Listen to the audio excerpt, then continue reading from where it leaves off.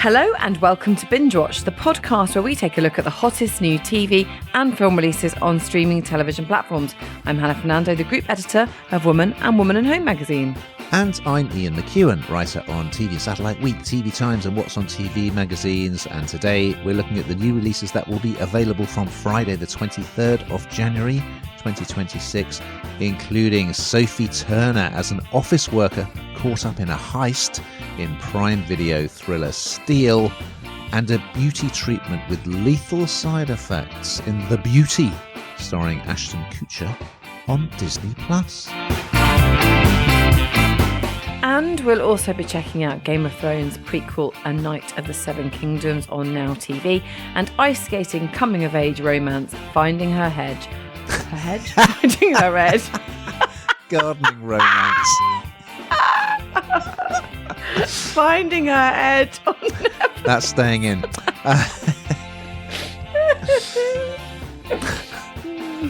first, Ian, what's in the news? Well, Riz Ahmed and Guz Khan will star in Prime Video's The Bait, about a struggling actor who's offered a potentially life-changing audition. What else is in the news? Well, Hollywood veterans Kurt Russell and Michelle Pfeiffer will headline in Paramount Plus family saga The Madison, about a New York family who moved to Montana after experiencing tragedy.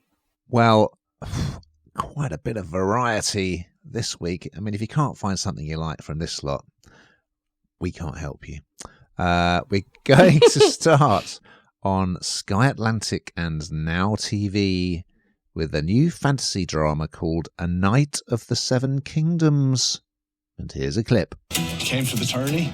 Tourney is a contest for knights. You a knight? I'm no farmer. Yeah, you've come dressed as one. Sir, I could squire you, and you could teach me. Every knight needs a squire, and you look like you need one more than most. Sir Ireland raised me to be a true knight, not with sword or lance, but with honour, and I swore that I would.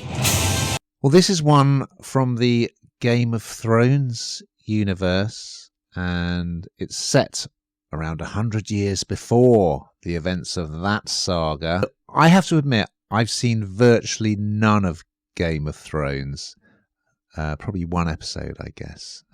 So let me just preface my comments with that.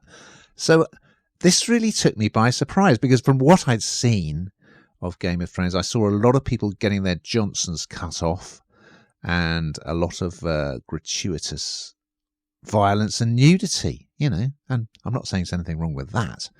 But this is rather different, and it's based on 3 novellas by George R.R. Martin called Tales of Dunk and Egg.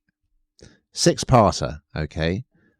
And it stars Peter Claffey, who he used to be a rugby player. He's a big fella and well cast in this role. He's an orphan whose mentor, a knight called Sir Arlen of Pennytree, who was a rather nasty piece of work, who used to beat him but did take him in and teach him how to be a knight. He's died, and the first thing we see is Dunk burying his mentor and defecating behind a tree rather dramatically. I thought, wow, I wasn't expecting this. It's pretty low key, the start. It's just him kind of wandering about with 3 horses that he talks to, and he goes to an inn. He meets this young lad called Egg, this bald boy called Egg, who becomes his squire, and off they go to a tourney, aka tournament, where knights do things like jousting, and he basically, his aim is to sign up for the tournament if he can, because he's known as a Hedge Knight, basically a knight with no money and no status who just sleeps under a tree. Hopefully not the one he defecated behind. Very good, Hannah. And yeah, impress in the tourney. That's the plan, and then maybe a noble family like the Targaryens might take him on as a knight. So it's just rather charming, because Dunk, he's not the sharpest tool in the box, let's put it that way. But he's got a good heart, and I think we're going to discover that he has the makings of a great warrior and a great knight. But it's, the beginning is very low-key. Apart from at the tourney, there's some great jousting footage. But the rest of it is, it's pretty slow-moving and sort of quite gentle humour.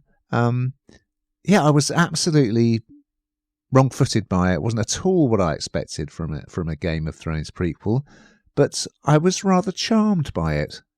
What did you think, Hannah?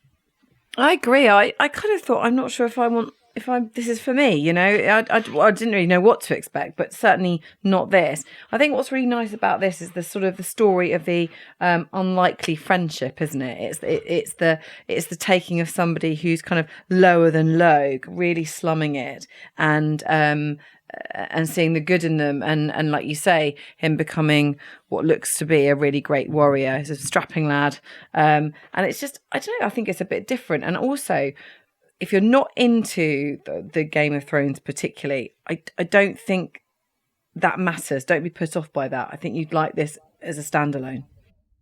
Agreed. Well, hold on to your hats, because we got a new sci-fi horror season arriving on Disney Plus.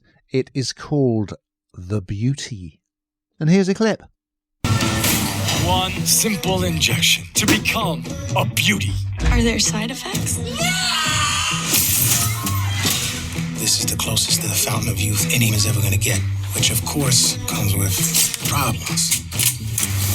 The beauty has been mutating out in the wild. We go to market in 6 months. Fix the books. It's gone from international virus to murder. We're going to fix this. We're going to find a cure. I think in society we've got this real obsession with physical perfection, and of course Demi Moore's movie, The Substance, was all surrounded that. And what would you do for flawless beauty, I suppose? And although I think it's quite funny in this, because Ashton Kutcher is cast in the main role, and of course he is rather beautiful, so he really didn't need this injection. This is really quite a creepy premise, actually, because Ashton Kutcher, he's a very sinister but very good-looking billionaire, and he creates this miracle beauty drug, but straight away, I mean, for anybody that's had any Botox or fillers or any kind of tweakment will know that it doesn't come in kind of like a silver, injectable, whereas this is kind of like literally something incredibly terrifying with a massive great needle. And the idea is that you have a jab of this, and you're beautiful, and it becomes a bit mainstream, and he makes lots of money. But this has lethal side effects. Now, I don't know, Ian, if you'd agree, but you can't say too much about this without giving an awful lot of it away, and that's sort of the problem.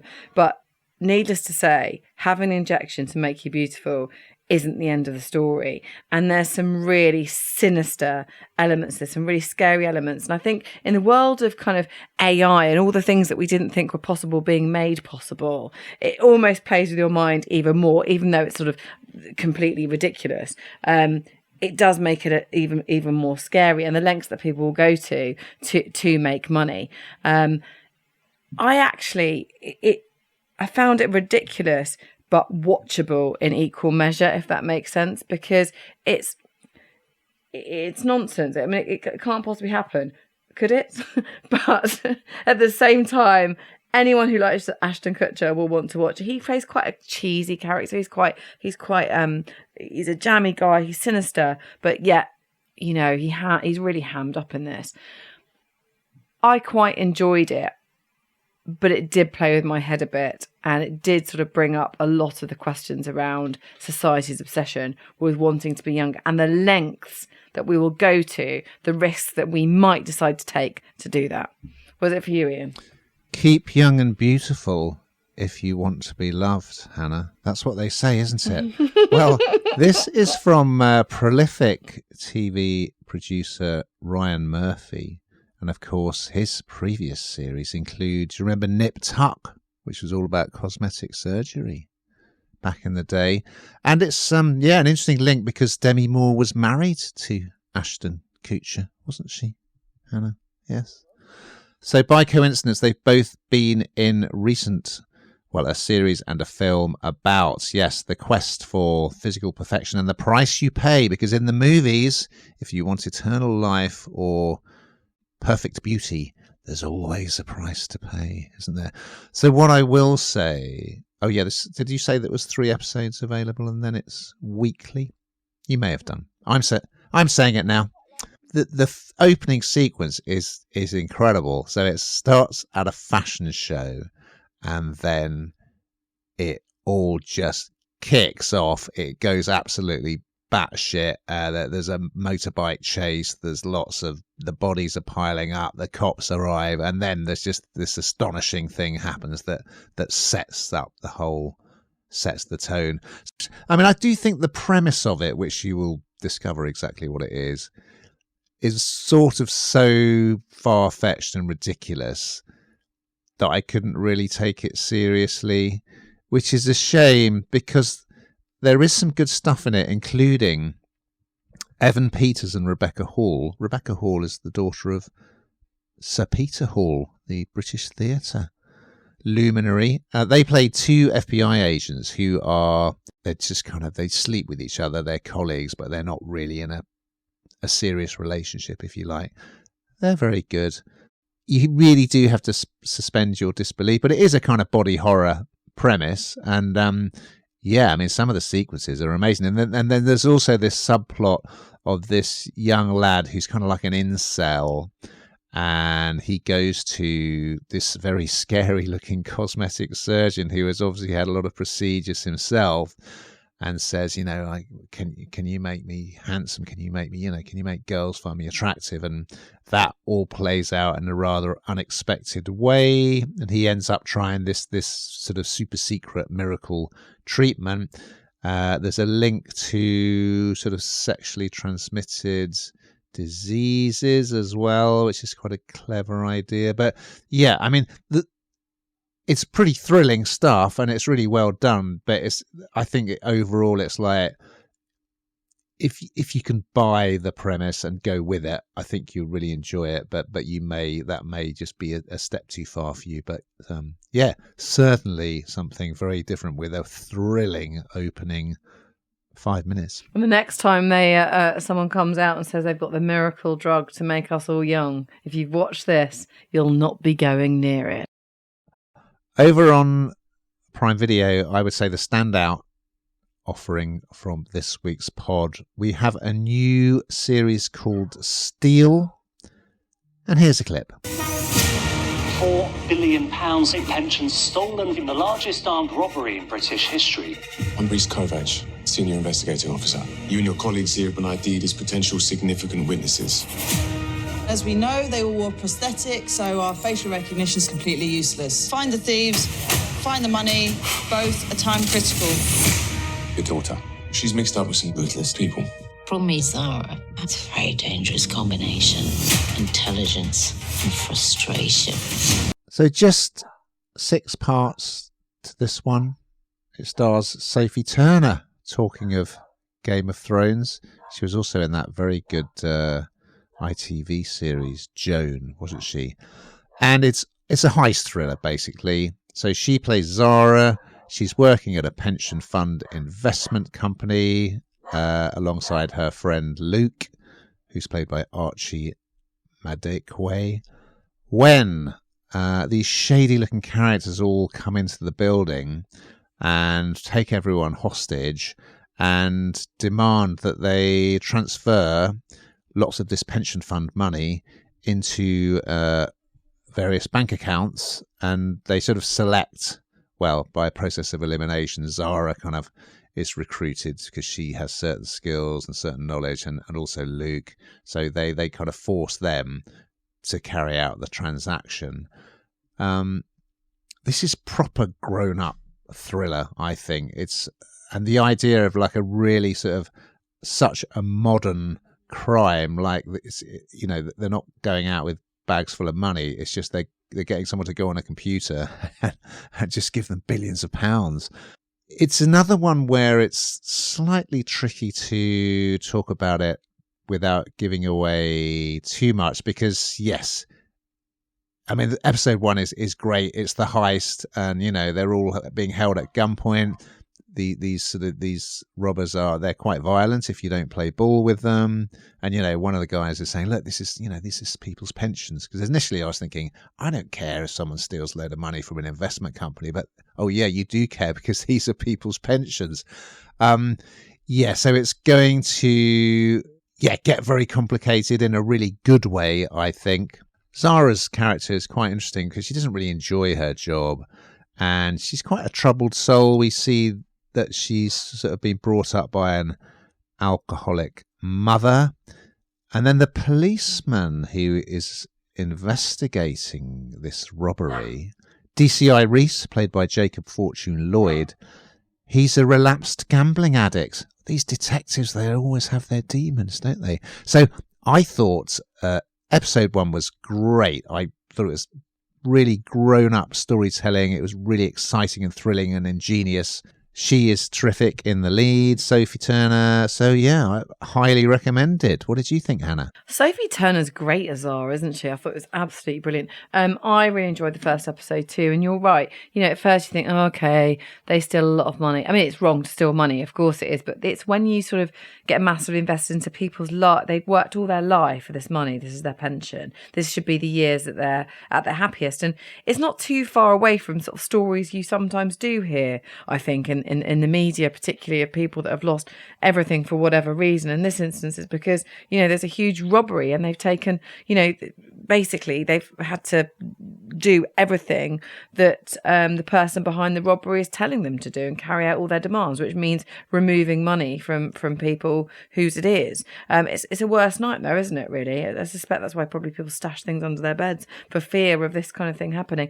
But you get really caught up in it very, very quickly. And she's very credible as Zara. It's very, you can feel her concern, her pain, the heart beating. There's real emotion in it. So I thoroughly recommend it from the first episode that I've seen. Good stuff. Well, we're going to finish on Netflix with a film. Yes, it's called Finding Her Edge. And here's a clip. Partnerships are business decisions, not romances. This is the biggest competition of my life. I have to press pause on my feelings and focus on what really matters. And you need to skate with me.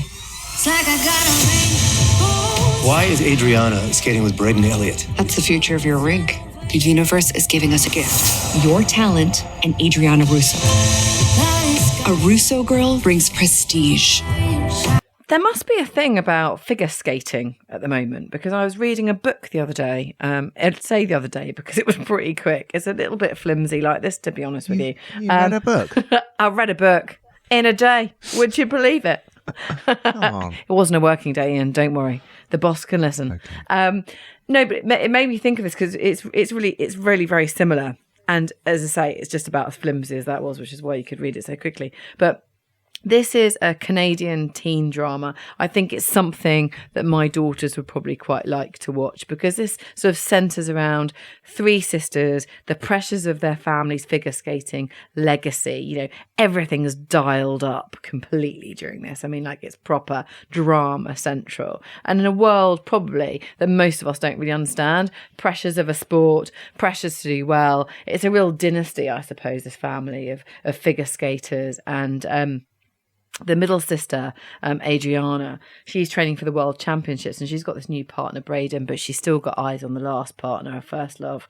You're not really supposed to fall for your partner. So there's they're against each other because they're competing against each other, but they really love each other or they like each other. And there's lots of that kind of drama. There's money sort of involved, money pressures, because they want this family legacy to continue. It's full of good looking people. It's just got all the makings of something that if you've got a teenager would enjoy. For me, that's about as deep as it gets. I don't know if you'd agree, Ian, but I think that's about as deep as it gets. It's easy viewing. There's no kind of emotional intelligence needed or required with this, nor your attention span, really. It's just kind of going on in the background. It's nice to watch, to say, but I do think it's the teens that will like it, and the sort of older kids, because one thing they do very well, and because I've got teenage children, is that sort of that hormonal, complete, dramatic behaviour over absolutely nothing, and that kind of happens and comes through in this quite well. So I guess they pull that off quite well. It's unusual for Netflix. It didn't. If I'd known it was sort of, if I didn't know it was Netflix, I wouldn't have necessarily thought it was a Netflix production. But I enjoyed it all the same. But I think it's probably my least favourite of the week, Ian. What do you think? Yeah, I'd agree, but I would also say that this is in no way aimed at me in terms of the demographics. So it's not that surprising that I actually sort of stopped watching after a while. But yeah, winter sports romances are having a moment, aren't they? Because we've got Heated Rivalry. Everyone's talking about that gay ice hockey drama, aren't they? That's huge. We've got the Winter Olympics.